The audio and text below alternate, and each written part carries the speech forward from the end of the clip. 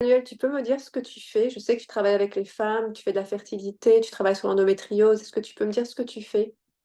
Ouais. Donc, je suis coach spécialisée en endométriose et en fertilité. Donc, j'accompagne les femmes qui sont atteintes d'endométriose et qui vraiment sont déterminées à réaliser leur rêve de devenir maman. Tu peux me parler un peu de toi, de ce qui t'a amené à faire ça? Alors, si tu imagines bien que si je me suis spécialisée sur ces deux thématiques, c'est que c'était un peu mon parcours. Donc, j'ai été d'abord diagnostiquée d'une fibromyalgie, ce qui m'a amené déjà à mettre en place de nouveaux comportements, notamment alimentaires. Et puis, quand quand on a voulu avec mon conjoint faire un enfant, j'avais 38 ans, on a découvert que j'avais de l'endométriose. Et donc là, ça en est suivi des opérations et un parcours PMA avec don d'ovocytes à l'étranger, puisque j'étais déjà trop âgée pour la France.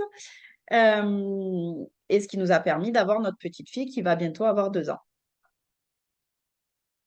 Comment est-ce que tu accompagnes les femmes? Qu'est-ce que tu peux leur offrir? Est-ce que c'est un soutien psychologique? Est-ce que c'est l'alimentation, etc., etc.? Alors moi, ce que je propose, c'est un accompagnement, un programme qui est assez complet. On va déjà travailler sur toute la partie connaissance. C'est quoi la maladie? C'est quoi l'endométriose? Qu'est-ce qu'on parle? De quoi on parle quand on parle de fertilité? Et puis, comprendre aussi les mécanismes de la douleur, le mécanisme du stress qui va rentrer en jeu à la fois dans la notion de la douleur et aussi dans la fertilité. Je vais apporter des connaissances théoriques sur l'alimentation, notamment l'alimentation anti-inflammatoire, la micronutrition, l'importance d'avoir une activité physique, de bien dormir. Donc, il y a à peu près 10 étapes à passer pour travailler sur son hygiène de vie. Et moi, surtout, sur quoi je vais accompagner, c'est l'état d'esprit dans lequel on aborde la maladie, la fertilité, son état général de santé, en fait. Est-ce que j'ai des croyances? Est-ce que je crois que je peux aller mieux?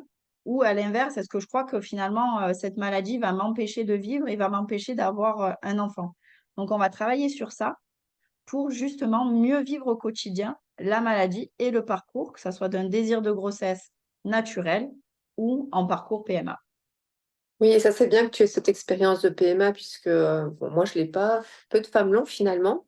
Donc ça, tu pourras parler, aider les femmes qui sont dans ce processus. Oui, euh, C'est c'est vrai que c'est bien. un parcours qui est un peu spécial, c'est ultra médicalisé.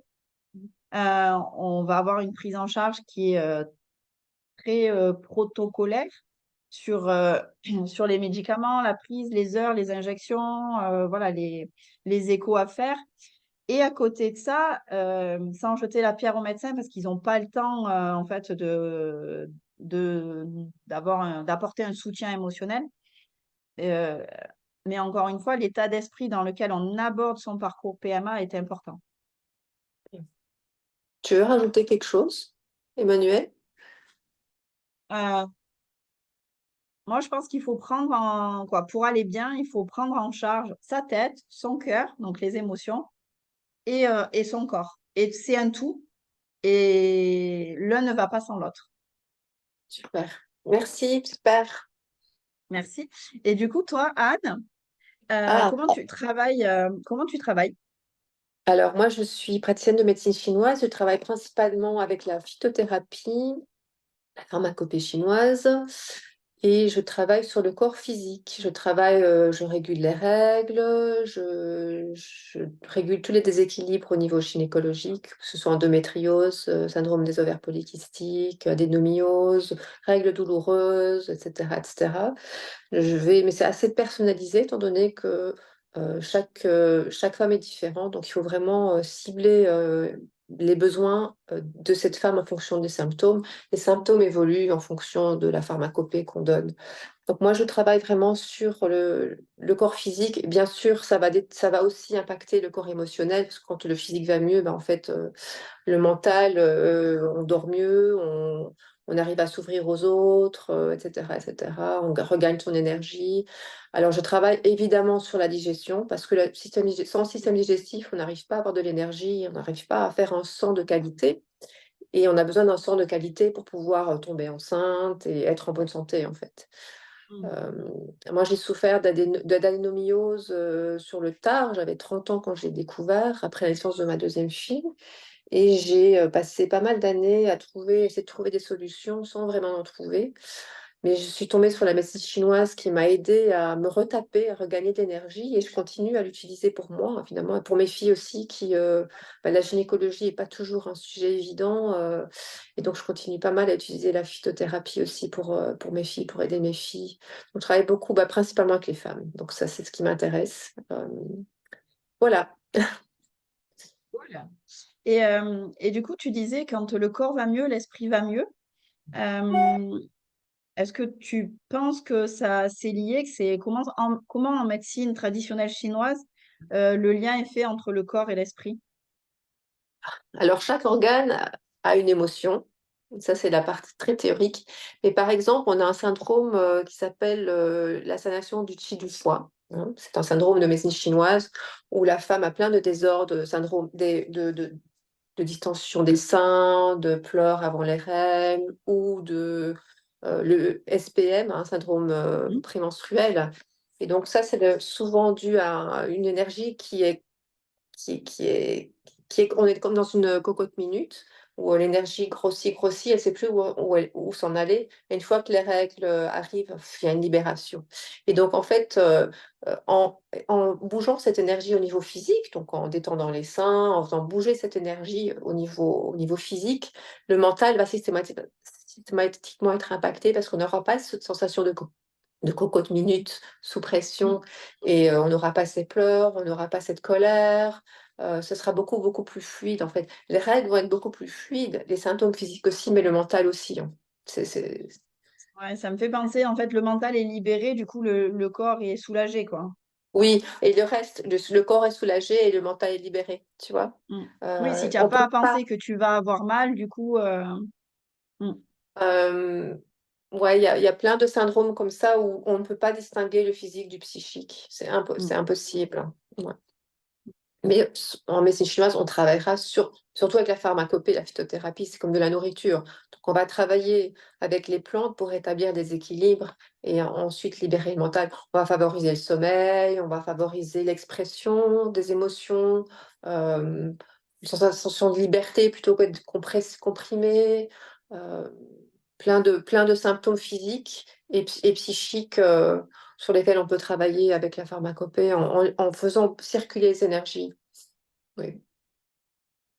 Sur la partie fertilité, tu travailles comment? Qu'est-ce que tu Ouais. rencontres le plus souvent? Alors, des règles anarchiques. Souvent, je vois des règles anarchiques, donc il faut essayer d'avoir des règles beaucoup plus fluides. Déjà, qui sont pas à 35 jours ou à 40 jours et puis à 20 jours. Donc, régulariser les règles, régulariser la circulation du sang. Il y a beaucoup de femmes, surtout en endométriose, en adénomyose. Il y a beaucoup de problèmes de circulation du sang au niveau du petit bassin. Donc, on va travailler la circulation du sang au niveau du petit bassin. Quand il y a des caillots, par exemple, c'est un symptôme de mauvaise circulation du sang dans le petit bassin. On va libérer le flux. Euh, donc, je travaille comme ça. Donc, chaque femme va vraiment être différente au niveau, Oui, oui, au oui, niveau. bien sûr. Mais du coup, le plus gros travail, je veux dire, c'est de travailler sur redonner une régularité dans le cycle. Ouais, exactement. Ouais. Et un sang de bonne qualité. Parce qu'il y a aussi, il y a certaines femmes qui perdent énormément de sang, et donc en fait le sang s'appauvrit. Et donc on redonne cette vitalité au sang, augmenter la qualité du sang pour qu'elle puisse, que ce sang puisse accueillir un embryon finalement, parce que c'est ce sang qui va nourrir cet embryon. Ouais, mais en fait, j'ai plein de problèmes différents, hein. À chaque fois, même les endométrioses, il y en a plein de sortes différentes. Adénomyose, il y en a plusieurs sortes. Syndrome pour les ovaires polykystiques, alors il y en a plein de sortes aussi, mais c'est à chaque fois le même nom. Mais en fait, ça se manifeste de différentes façons chez Bien la sûr, femme. ouais. Mm. Mais j'ai des femmes qui n'ont absolument pas de problème physique, c'est-à-dire elles ne comprennent pas pourquoi elles n'arrivent pas à tomber enceinte, elles n'ont pas de maladie, elles n'ont pas de syndrome, elles n'ont rien. Ça, j'en ai énormément aussi. Et ça, c'est surtout cette constriction du chi. Le chi et le sang ne circulent pas facilement. Donc ça, il n'y a pas de problème physique et ça, on arrive bien à libérer tout ça et à ce qu'elles puissent tomber enceinte aussi, ouais. Ouais. En fertilité, on dit qu'il y a 30% des causes d'infertilité qui sont liées à la femme, 30% qui sont liées à l'homme, 30% qui sont liées au couple mélangé et 10% qui restent inexpliqués. Ouais, ouais, ouais. Donc Ça, voilà, et c'est je les travaille. chiffres qu'on peut trouver. Ouais. Ouais, Donc, effectivement. Donc, c'est vrai que nous, on peut intervenir en fait sur les 100%, hein, parce qu'à la fois, on travaille sur les causes qui sont là, ça peut être l'endométriose, le SPOC, l'adénomiose, quoi, différentes maladies qui sont liées à la fertilité, qui peuvent avoir des conséquences sur la fertilité, ce qui n'est pas toujours le cas. Et aussi du coup, les 10% restants où c'est un aspect émotionnel ou des blocages, des peurs. Donc, c'est intéressant. ce qu'il faut surtout que les femmes comprennent, c'est que ça prend du temps aussi. Et ça, c'est le plus gros problème, en fait. On n'a pas l'habitude dans notre société d'être patient. Parce qu'on a mal à la tête, on va prendre un Doliprane. Du coup, ça fait un effet, une demi-heure après, on n'a plus mal à la tête, en général. Donc, avec ces médicaments qui sont assez rapides, on n'a plus cette notion de patience. Et en fait, quand on doit revenir à la source du problème, ben, ça prend du temps. Parce il y a tous ces déséquilibres qui sont installés. Donc, il faut du temps mais au moins, on va à la source du problème. Et c'est ça qui est, parce que si on ne va pas à la source de ce problème maintenant, il va se multiplier et il va se manifester différemment à d'autres endroits du corps. Mais la source, elle est toujours la même, en fait. Donc, il faut de la patience, mais ça vaut vraiment le coup. Parce qu'après, il y a d'autres Ah oui. problèmes qui surgissent, ouais. Mm. Donc, c'est Mais le c'est plus vrai gros défi. que on parle très peu de préconception, hein. C'est pas quelque chose Mm. c'est pas un sujet qui est très connu. Moi, j'ai tendance à dire que une grossesse, c'est 9 mois, ben, il faut 9 mois pour la préparer.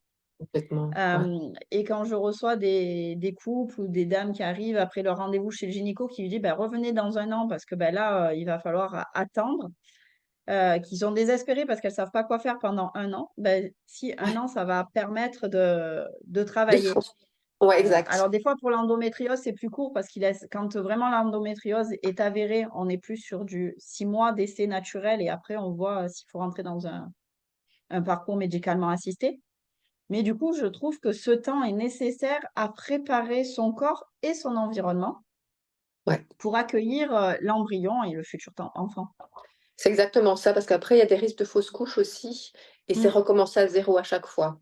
c'est Donc moi ça, aussi, c'est très important, je leur dis attendez avant de tomber. Je sais que vous êtes pressés, mais attendez, parce qu'il faut que votre corps soit prêt. Et s'il n'est pas c'est ça. prêt, c'est tout recommencer systématiquement après. Et ce qui est important aussi, c'est de parler de l'après. Enfin, bon, ça c'est un autre sujet, mais Mm. de parler après la naissance. Parce qu'en Chine, il y a vraiment tout ce concept de 40 Alors jours déjà, la où... naissance. Oui, oui, Déjà, la naissance. Tu vois, parce que ouais. moi, On je en sais parle. qu'après avoir eu ce parcours hyper médicalisé, je voulais la naissance la plus naturelle possible.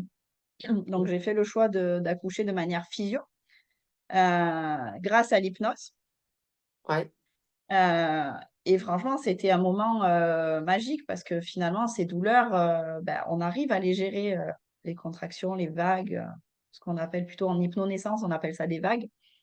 Euh, mais tout le monde a eu tendance à essayer de me décourager. Mais non, mais tu te rends pas compte, mais ouais, la péridurale, mais c'est super. Mais non, mais en ouais, fait, moi, ouais, j'ai eu ma ouais, dose de médicaments. Ma fille va pas commencer ouais, sa ouais, vie avec déjà de l'ocytocine ouais, de synthèse et tout ce qui ouais, va avec. J'étais totalement réfractaire. ouais, Euh, et, euh, ouais. Et en et plus, donc, tous ces médicaments. Ouais. Moi, j'ai pas eu cette chance. Moi, j'ai eu 2 césariennes d'urgence, donc j'ai pas ouais, eu ça, c'est ça. autre chose encore. Mais par contre, j'étais aussi pour l'accouchement naturel, etc. J'ai pas pu faire.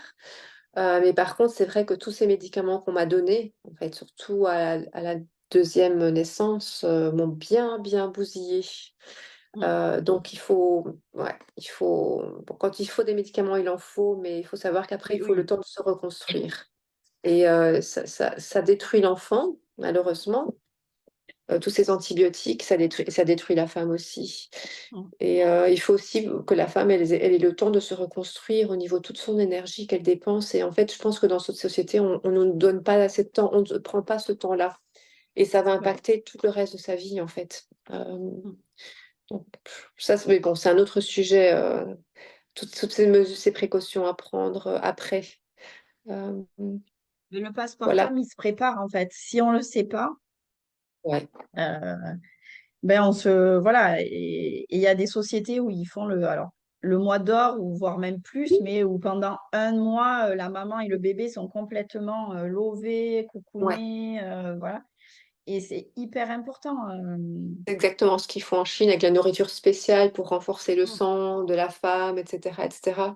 Mais ici, bah non. Enfin bon, bref, voilà. Euh, c'est Après, important de le voilà, savoir. c'est vrai qu'il faut avoir l'information. Et moi, je sais que j'avais anticipé, c'est-à-dire que les dernières semaines, je cuisinais un max et j'avais congelé, et m'étais préparé vraiment des plats pour moi avec le maximum d'épices, des trucs pour me booster, tout ça. Mhm, Et mhm. ouais, ça m'a sauvée à certains moments Ouais. parce que voilà, c'est un chamboulement, hein. Ouais, moi, je ne l'ai pas fait, mais bon, moi, j'avais des circonstances particulières. Je venais de déménager dans un pays Oui, non, mais outre-Atlantique. après, il y a toujours, voilà. Mais c'est important de le savoir parce que j'aurais dû le faire, oui, bien sûr. Hmm. Ouais. Écoute, bah merci, sympa. Merci.